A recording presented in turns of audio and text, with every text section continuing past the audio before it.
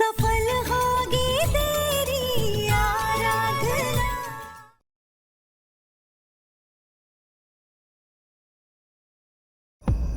भगवान झूठ न बुलवाए माधव, हमने कभी अपने सपने में भी नहीं सोचा था कि वो तांत्रिक बाबा ऐसा कुछ कहेंगे। तुम हमारे बेटे के वंश हो, इस घर के उत्तराधिकारी हो। तुम्हारे बिना इस घर की कल्पना करना भी हमारे लिए पाप है। अपनी मेहनत से क्या कुछ नहीं बनाया तुमने, और इस तरह एक झटके में सब कुछ छिन जाएगा।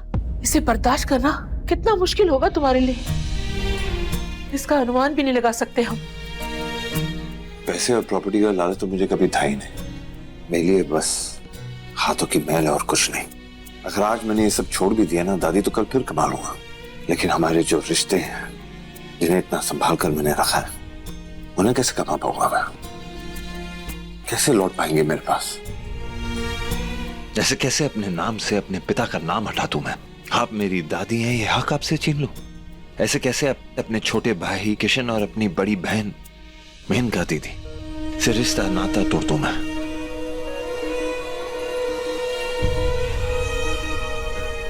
चलो मैं मान भी लूं कि यह श्राप सच है, फिर भी क्या गारंटी है कि मेरे ये सब कुछ त्यागने के बाद मेरा बेटा विनायक और मेरी पत्नी आराधना ठीक रहेंगे, सुरक्षित रहेंगे, कि इन पे दोबारा संकट का बादल नहीं मंडराएगा? कैसे मान लो दादी? हम समझ सकते माधव, इस वक्त तुम बहुत तकलीफ में हो, पर क्या करें? तुम्हारे मन में उठने वाला एक भी सवाल का जवाब नहीं है हमारे पास। किस्मत ने तुम्हें बहुत मुश्किल दौराहे पर लाकर खड़ा कर दिया है। यहां से लिया हुआ हर कदम तुम्हें सिर्फ मुश्किलों के अंधेरे में ही ले जाएगा। पर बेटा, तुम्हें कदम तो आगे बढ़ाना ही होगा। तुम्हें कोई एक रास्ता तो चुनना ही पड़ेगा। हमारा यकीन मानो माधव, तुम जो भी फैसला लोगे ना, हम हमेशा ही उसमें तुम्हारा साथ देंगे। एक बात हमेशा याद रखना, चाहे कुछ भी हो जाए, तू हमेशा ही मेरा पोता रहेगा। चाहे नाम रहे या ना रहे।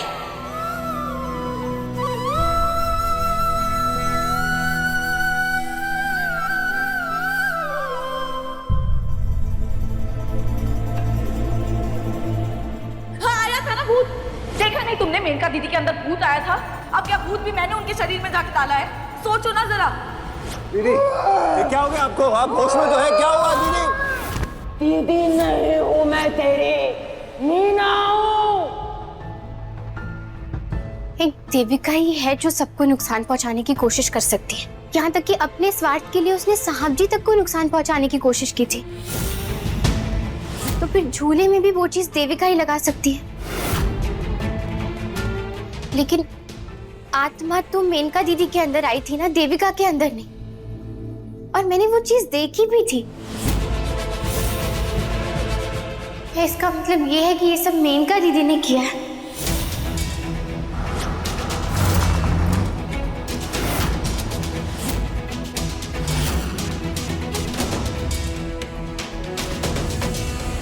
मेनका दीदी साहब जी से उनका सब कुछ क्यों छीनना चाहेंगी? लेकिन क्यों? मेनका दीदी तो साहब जी से सबसे ज्यादा प्यार करती हैं और साहब जी भी उनकी बहुत इज्जत करते हैं ना, फिर वो उनसे उनका सब कुछ क्यों छीनना चाहेंगी?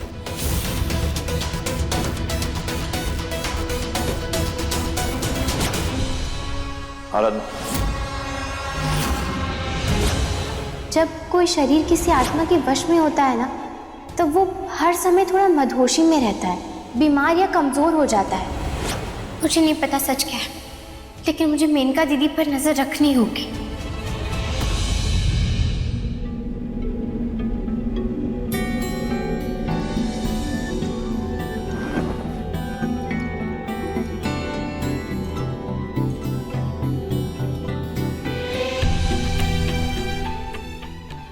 नहीं जानता कि ये श्राप सच है या झूठ, लेकिन मेरी जिंदगी में मेरे दिल के करीब जो भी औरत आई, उसने सिर्फ दुख और तकलीफ ही झेली है। पहले दामिनी और अब आराधना। शायद ये श्राप सच है। शायद मैं प्यार के लिए बना ही नहीं, शायद मेरा प्यार ही दूसरों के लिए श्राप है।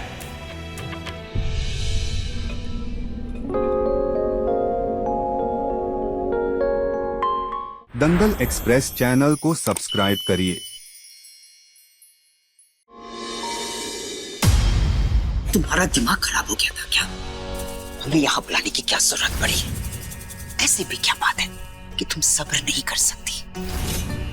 आपने कहा था ना कि हम घर में बात नहीं कर सकते, कोई हमें साथ में नहीं देख सकता, इसलिए आपको यहाँ बुलाया। अगर किसी ने हमें यहाँ कुसुर पुसुर करते हुए सुन लिया तब तुम क्या करोगी? गोश, ठीक है, अब बताओ क्या बात है, बोलो तो सही। आराधना को मुझ पर शक हो गया है।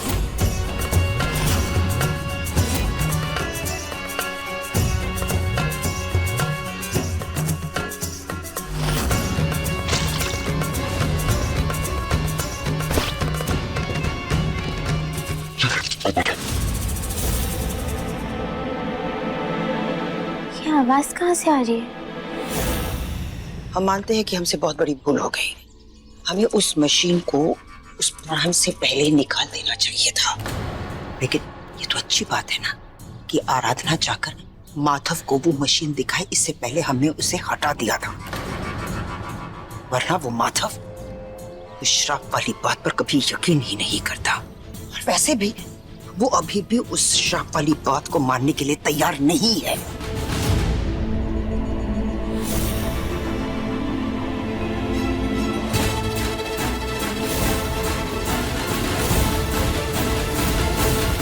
आपको क्या लगता है आपके इस प्लान से एमडी आपको सब कुछ दे देंगे? तुम्हें उससे क्या लेना देना? तुम्हें माधव मिल रहा है ना, बस ले जाओ उसे अपने साथ अमेरिका। ढेर सारी प्रॉपर्टी है तुम्हारे पास, इतने सारे पैसे हैं तुम्हारे पास। एक बार माधव सब कुछ हमारे नाम कर दे, उसके बाद उसे यहाँ से ले जाने के लिए तुम्हें जो करना है कर लेना। अरे ये सब तो तब होगा ना जब वो आराधना हमारे इस प्लान को कामयाब होने देगी। उसे तो अभी मुझ पर शक हो चुका है, अगर उसे पता चल गया कि मैं प्रेग्नेंट नहीं हूं तो?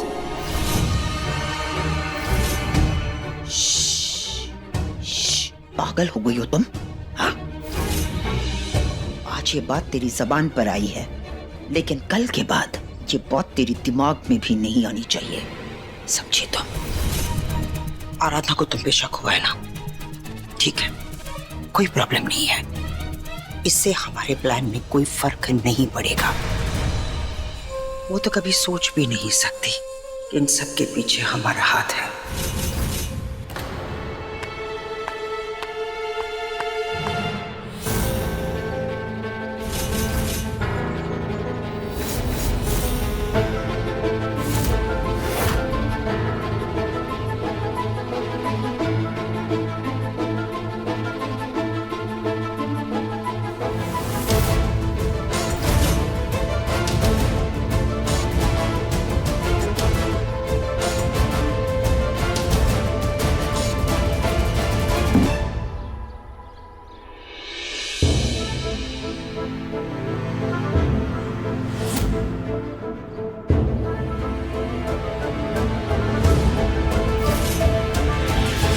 क्या हुआ? अब तुम्हें इस बात से भी प्रॉब्लम है कि मैं यहाँ खड़े रह के हवा खा रही हूँ? इसमें भी तुम्हें कोई मेरी साजिश नजर आ रही है क्या? मैं प्रेग्नेंट हूँ, हाँ? उल्टी आ रही थी, मुझे घबराहट फील हो रही थी, मैं सोचा बाहर आऊं, थोड़ी अच्छी सी हवा खा लूं, पर तुम्हें तो छोड़ो।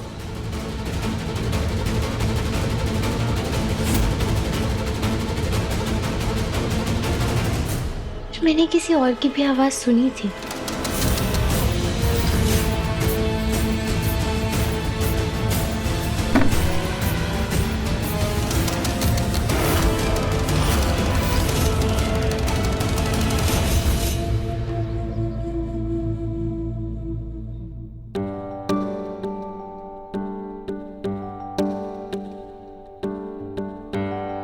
क्या हुआ? मुझे देख के ऐसे पीछे क्यों जा रही हो? और ये क्या है? वो मैं विनायक के कपड़े धोने के लिए जा रही हूँ। घर में बाकी सारे नौकर मर गए हैं क्या? क्या कहीं छुट्टी पे गए हैं? कैसी बातें कर रही हो? मुझे अपने बच्चे के लिए काम करना अच्छा लगता है और वैसे भी अगर मैं दिन भर खाली बैठी रहूंगी तो बोर हो जाऊंगी ना। अरे तो मैं कौन सा कह रहा हूँ कि खाली बैठो, कुछ और कर सकती हो ना, यही करना जरूरी है। और इतनी भारी बाल्टी तुम पानी की लेकर जा रही हो, और वो भी सीढ़ियों पे लेके, छोड़ो विनायक के कपड़े। अगर आपको किसी ने ऐसे देख लिया बाल्टी पकड़ी हुई तो फिर क्या मतलब? मेरा मतलब है कि अगर कोई नौकर देख लेंगे आपको ऐसे बाल्टी उठाते हुए तो खामखा शर्मिंदा हो जाएंगे, और अगर दादी देख लेंगी वो तो मुझे ही डांटेंगी ना कि मैं पति से ऐसे काम करवा रही हूँ, इसीलिए। पति,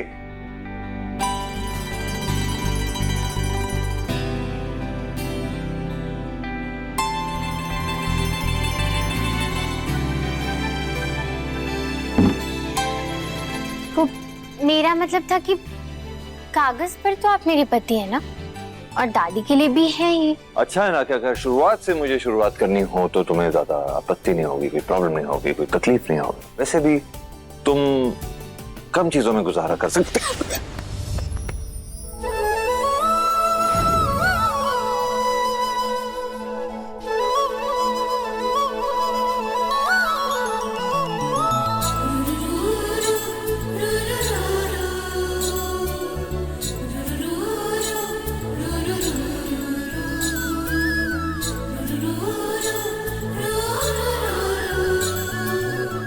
और वैसे भी तो तुम कम चीजों में गुजारा करना जानती हो, तो जिंदगी अच्छी तरह हम गुजार पाएंगे साथ में। जो हालात हैं, लगता है कि हम जल्द ही हम सब कुछ खोने वाले हैं, शायद सर के ऊपर की छत भी। सही कहा आपने, मैं जमीन पर सोकर भी खुश रहूंगी। और मुझे अपने लिए खाना बनाना, सारे काम करना बहुत पसंद है।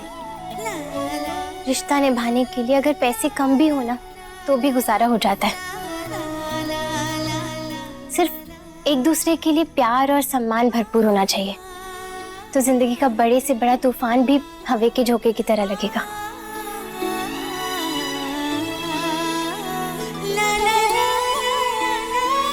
पर मेरे और विनायक पर आने वाले खतरे के डर से आप ऐसा कोई फैसला मत लेना साहब जी।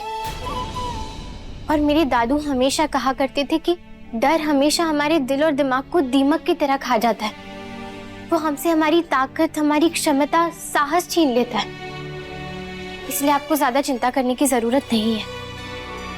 और वैसे भी हमने पिछले कुछ महीनों में इतने तूफानों का सामना किया है, तो हम इसे भी संभाल ही लेंगे ना।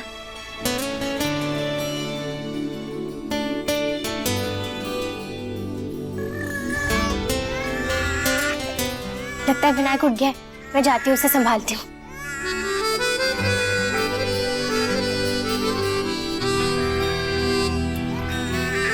विनायक,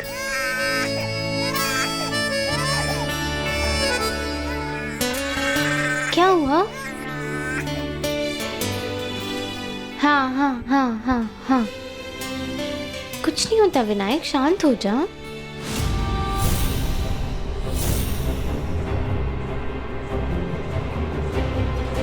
मैंने पहले ही कहा था ना, खतरा अभी टला नहीं है। इस खतरे को टालने के लिए आपको सब कुछ त्यागना ही होगा। क्या? ठीक है, तुम्हें परेशान होने की कोई जरूरत नहीं है, हम अभी आते हैं।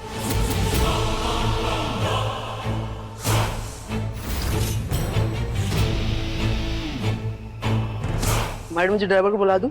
नहीं, हम चले जाएंगे।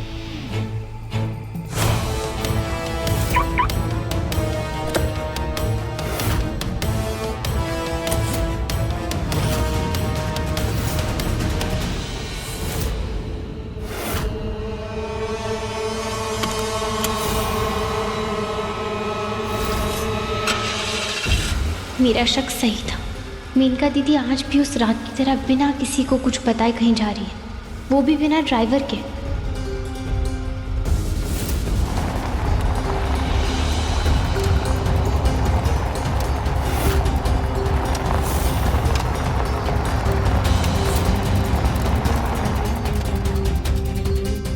भैया, भैया सुनिए, मुझे अभी बाहर जाना है, आप जल्दी ड्राइवर को बुलाइए ना।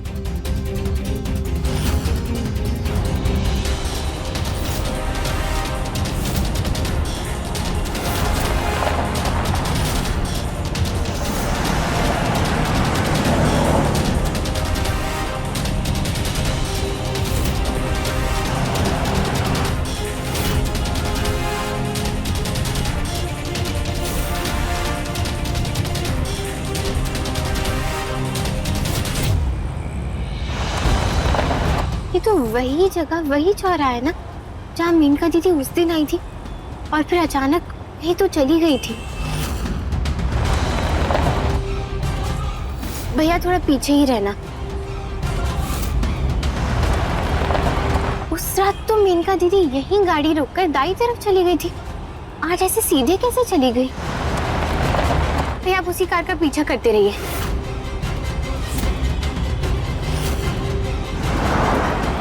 ये जगह तो बहुत सुनसान है, यहाँ पर आगे कहाँ जा रही है दीदी?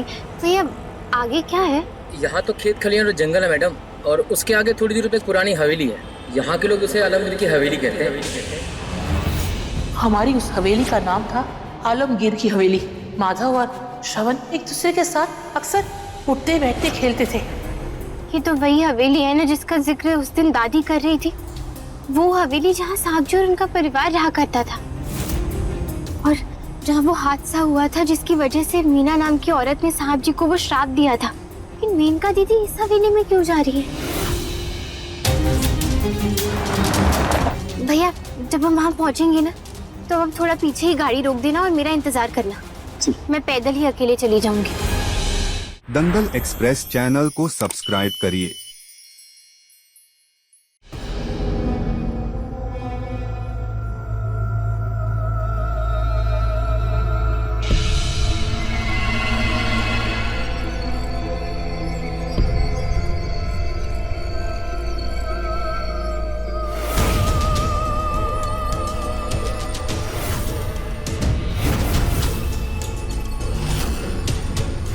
मतलब मेनका दीदी उस रात भी इसी हवेली में आई थी।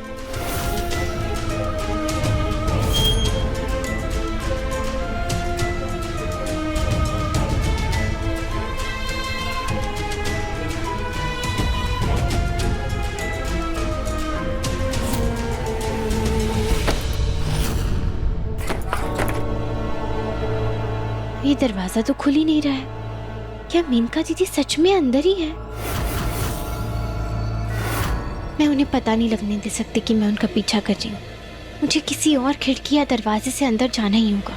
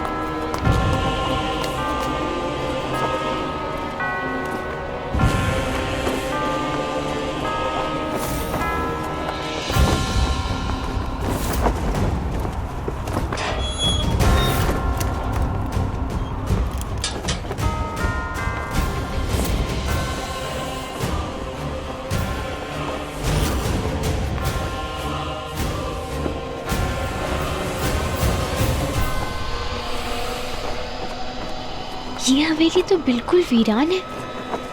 जब ये इतने सालों से बंद है तो फिर मेनका दीदी इतनी रात को यहाँ क्यों आती है?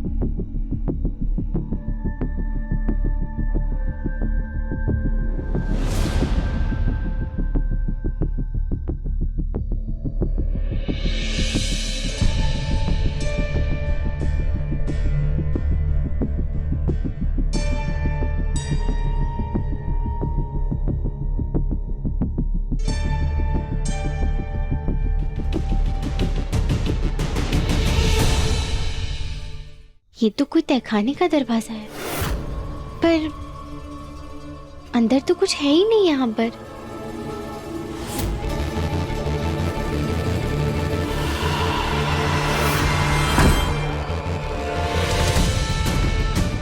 वो ना हो उस दिन भी मेनका दीदी यहीं इसी हवेली में आई थी और फिर बाद में उन्होंने विनायक के कपड़ों का बहाना बना दिया था। कोई तो ऐसी वजह है जिसकी वजह से मेनका दीदी बार बार यहाँ सबसे छुप कर आती रहती है। लेकिन ऐसा क्या है इस हवेली में?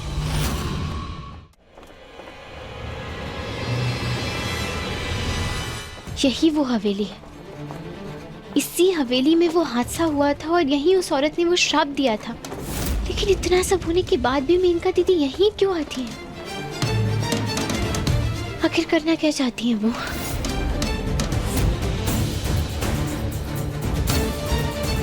मुझे इस बात का पता लगाना होगा।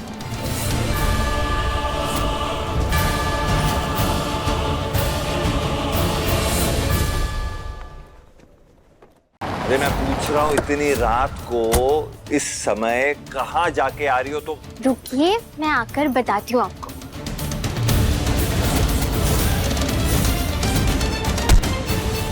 आराधना!